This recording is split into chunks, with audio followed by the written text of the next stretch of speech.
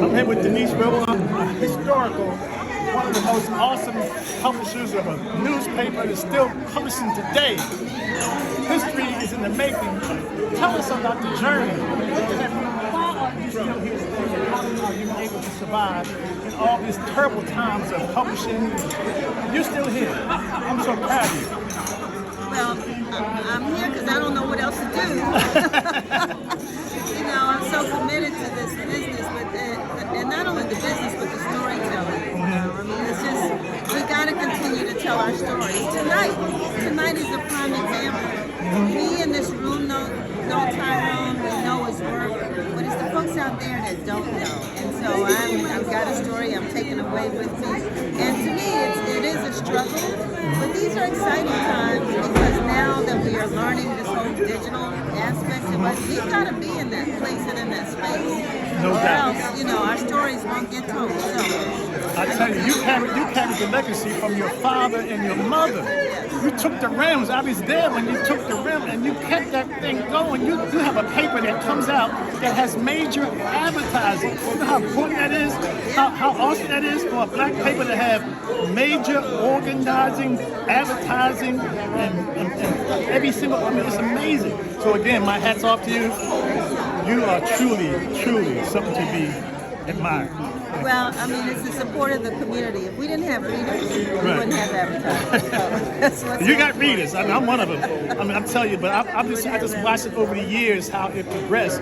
But once you took it under when you took it under your wings, it just still flew. That's not hard. It's very hard to do. It ain't easy. I know about publishing because I've been publishing myself. It's hard. But you're doing something. You know, you're the last of the Mohicans. There's very few people still left that's publishing on. Our sister paper, the Afro's still around, even though they. The Afro's there, but it's not there like the Informer. The Informer has a more. The Afro is the first black paper, and I'm not giving it's doing what they did. But I'm saying today, it doesn't have the juice that it had years ago. You still have serious juice as a Washington Informer. So that's all about, just. And you got a brick and mortar location that's still existing. That's a real brick and mortar location. So I thank my dad and stepmother for that. And that property today is still awesome to have that property. So again, this has been a pleasure and an honor. Thank you. The Washington Informer, what it does, it informs. Keep that magazine.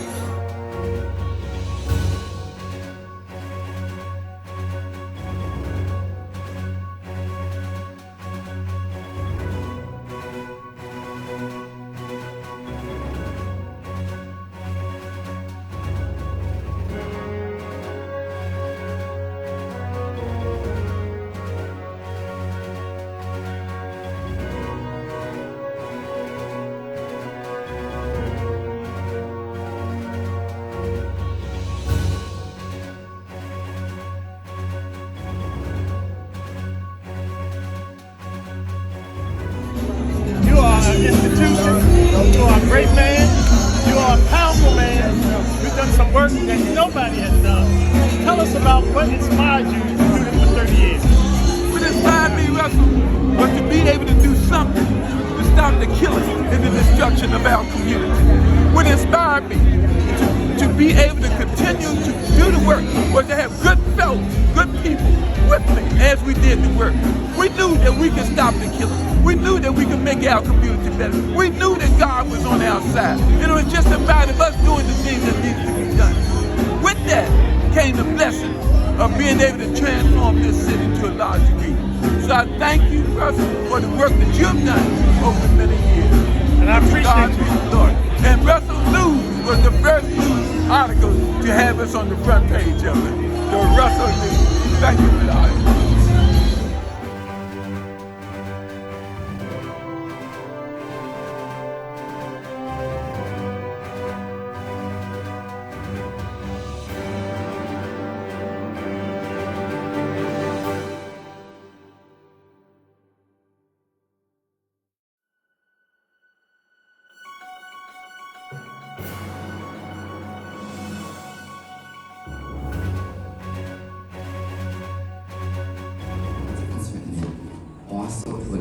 friend, author Rico Rush, who played a really significant role in my life. Sometimes because you see all this beauty on the outside, you can be broken on the inside. At the time in my life, that's what I was. Arthur stepped into my life, he became my friend, my confidant, and I trusted him with everything. And then to learn that my birthday is March 8th, is the 7th, both Pisces. How good was that? Moving forward with my daughter, who was basically kind of like out of control, going the wrong way, wanted to smoke weed, wanted to skip school, wanted to fight everything, anger management. Once again, I called my friend. He was always there. He was her confidant. She trusted him. I never discussed what they talked about because that relationship was between them. He taught her how to drive. She went back to school, changed her role around, got her paralegal certificate, and now is the executive secretary, which she's been for many years now, for one of the biggest corporations worldwide. So very, very proud of her. You know, it takes a foundation to build.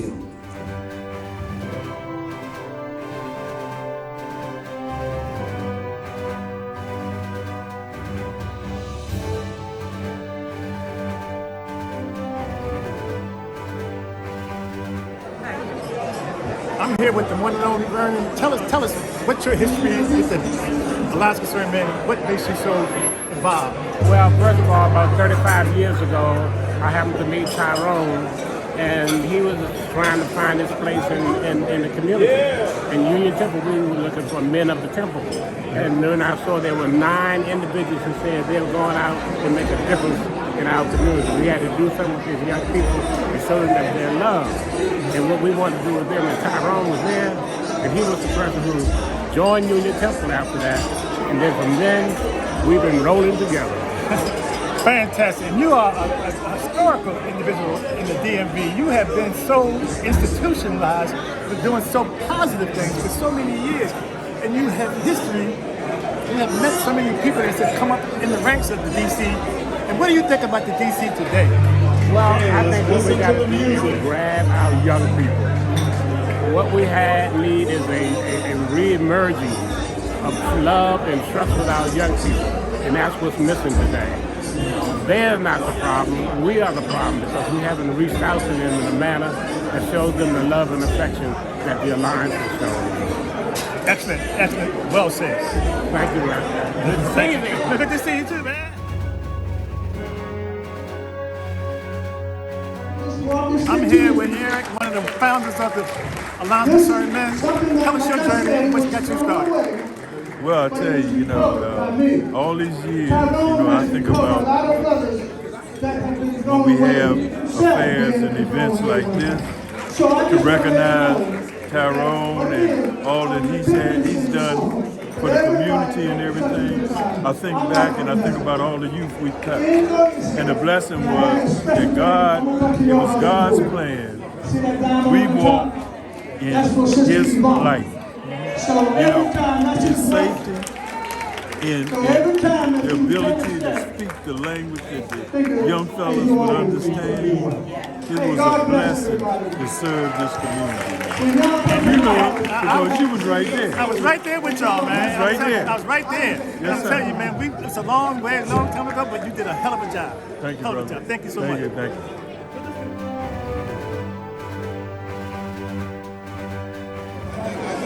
I'm here with the one and only Austin Brooks, the Alaska Sermon, from the original founder of the Alaska Sermon. Tell us about why you got involved so long ago, 30 years ago. Well, God's been on our side. I had good brothers, but most of all, I had God on our side. With commitment, love, and integrity within the group. And so that carried us through. Weather a lot of storms. You have done a fantastic job, and everything has come full circle now. What do you think about DC today, and where's it going without you? Well, right It's a now, walking stick. it's kind of rough. I found this walking stick while I was I pray walking that around. just like when we Somebody came had along, thrown it away. it was in similar conditions. God sent Reminded somebody, me He'll send of somebody again. So So you many gotta always young believe, folks you gotta always that have faith. Tyrone Awesome, awesome. Appreciate you. Appreciate what you've done. and say,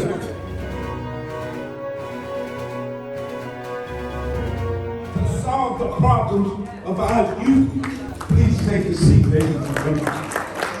So, Tyrone Parker's story is like a man named Nehemiah. Nehemiah.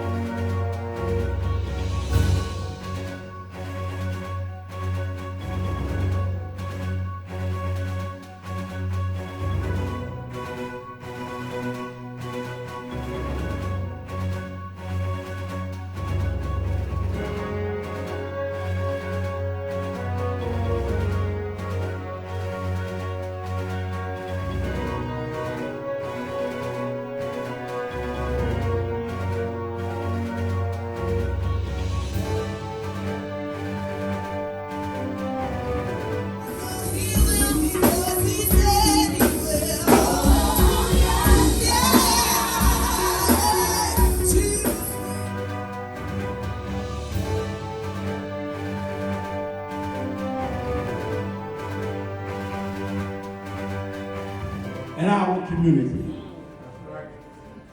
I met Tyrone some decades ago when he joined the church. And he asked me to go to court with him. The judge said, Tyrone Parker, you're going to do all this time. And then you're going to go back over into D.C. and do 11 backup years. I bowed my head as that comment was made. We walked out of the courtroom. That Sunday morning, Tyrone came running down the aisle saying, I'm free. I'm free. Ain't God good? And he didn't waste that opportunity. He has spent years, decades, fighting for the young people of this city and this nation, knowing that their condition is not because of them, but because of the inequities that go on in this country. We have had a wonderful relationship over these years. I remember when we shut down the 14th Street Bridge, and I asked Sam how long was I to speak.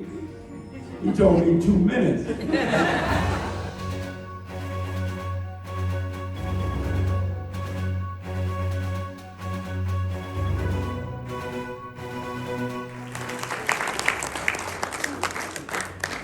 You see how Sam said, it's your turn. And that's the spirit in which the alliance has been built on. Got my little grandson here. Are you ready to say something?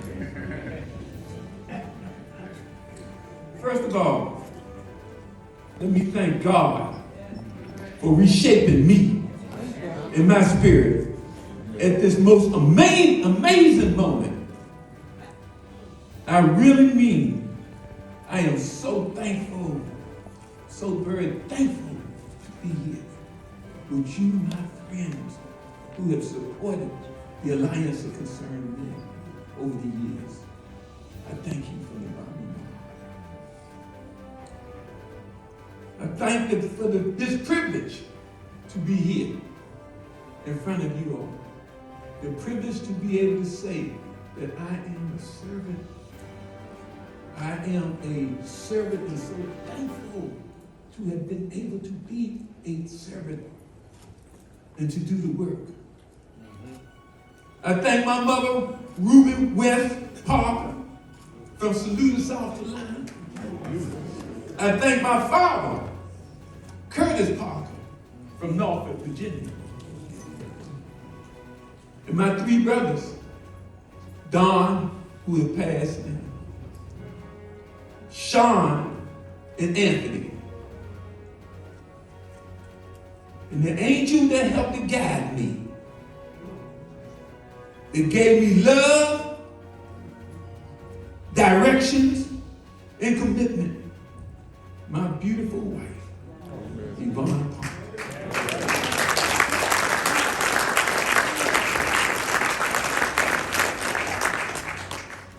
With Yvonne Parker, my mother, my father, I continue to be thankful.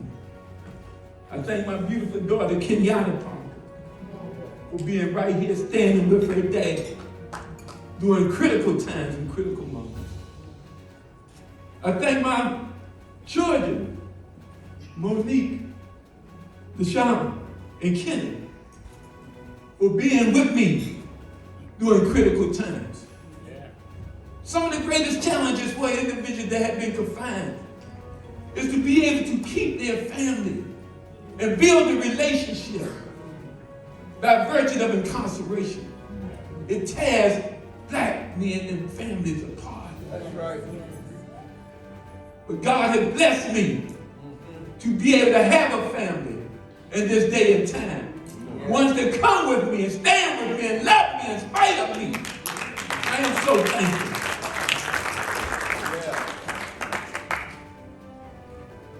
I want to thank the staff here at this beautiful hotel. Thank the staff for putting the tablecloths on the table. Thank the staff for preparing the food for us. And let them know that we are totally thankful for what they have done for us today.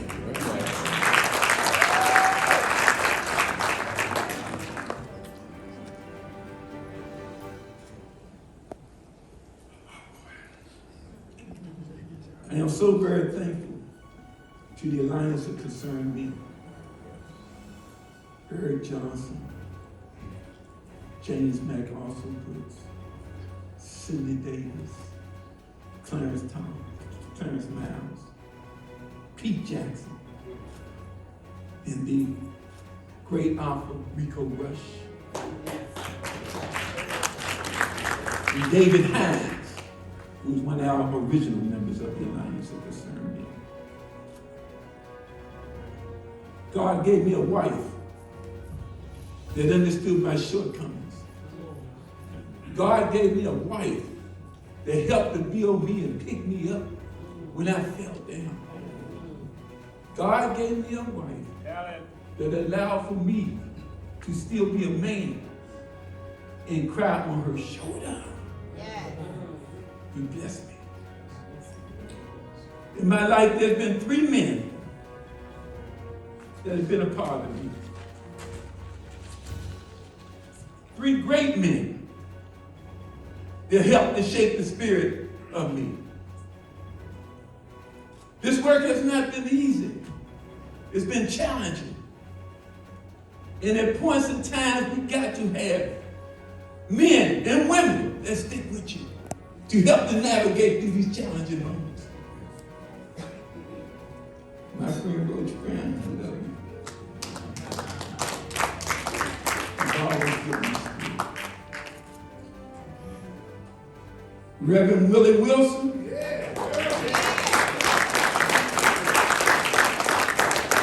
Spiritual revolutionist for transformational change. He taught me the spirit of God. He taught me the actions of Jesus. Yes, God. He taught me the spirit of understanding what my commitment is to my people. Yes. He taught me every time I came into that church on a Sunday morning, I received a sermon that I believe was specifically for me. And the sermon that he gave, I picked it up and walked out that door with it to help to make transformation for my people. people. He gave it to me. He put it in my stomach. He put it in my will. And I believed it as I did then. I believed it then. From Bob Woodson, a man that demonstrated compassion and love and showed me what the miracles of God look like. He brought, as he mentioned, and showed us how to get the bread and the fish. He showed us how to get the bread and the fish so we could take it on to the people to help to transform their lives. Some of our brothers and sisters were not prepared for the whole 9 yards. So they needed to be able to see something that they could put their hands on. We brought them the Spirit of God, but they wanted to eat. We had to reach out to those that was willing to help us and support us and to sustain the work that we were doing. We mixed those components together.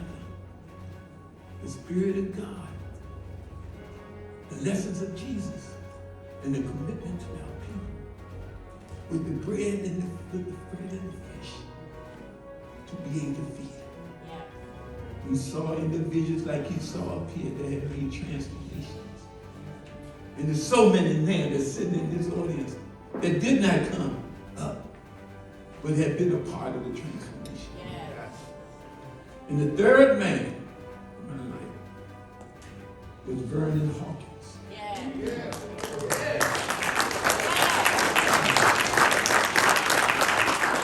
Big in stature, legendarily known for his loyalty, and a master of directions.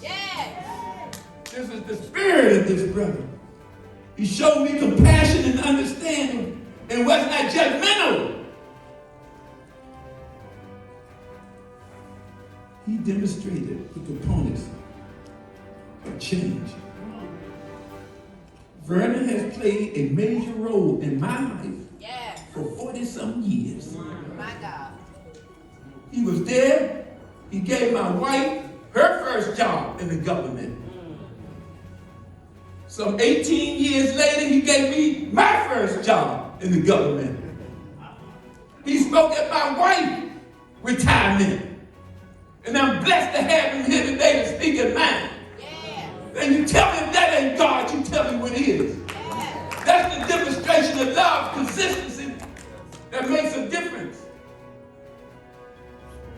I am so thankful for these men and my wife and the women that was in them. Because what you see now is what they had produced. It was God that made me the servant that I am. I learned one thing of many: to be humble and open. When the blessings come that God has sent you, be humble enough to accept them and open enough to understand that they're from God. Yes, God. That is the spirit. In closing, I say to you, this is our moment. This is our time to be able to support organizations like the Alliance of Consumers and other great organizations. For your support is desperately needed at this point in time. Do all you can for as much as you can for those who you know that are making a difference in your community. And in pardon, I say to God be the glory. Thank you, Mike. Thank you, Carol. Thank you. So many of you all, they often say, be careful, because you're gonna miss somebody. So I say to you, I say my grandson Rodney, who's there, to my son Rodney Martin. They gave the Alliance of Concerned Men the spirit to be able to do the work. And Barbara, will you please stand? This is Rodney's mother.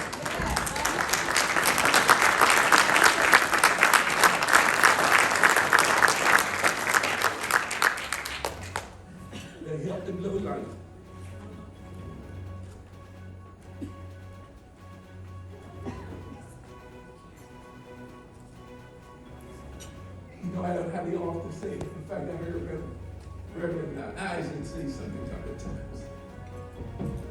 He says, Tyrone, there's one good thing.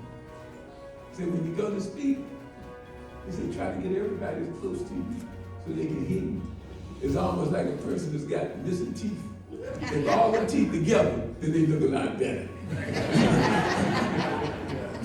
I say this in the sense of to Maria, who has really been a champion in regard to organizing this and pulling this together.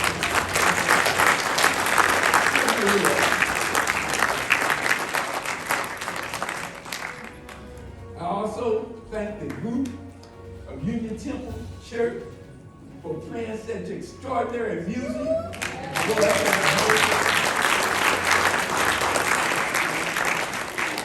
Roy Wilkins, what a beautiful cane that he gave me to help walk me through trying times. But the ingeniousness of it, but then he got a picture of my wife on the tip of it. Oh, man. So Denise, when I get tired, I can look at my beautiful wife and give me motivation. That's right. I thank you all for this grand, exceptional moment. Thank you. I thank you for the spirit that you all have given us as a whole. Peter, you know what you do. Javon, I'm so appreciative to you in this moment. Vernon Hawkins, Sam, Ford, for your great spirit to come in at a second of a moment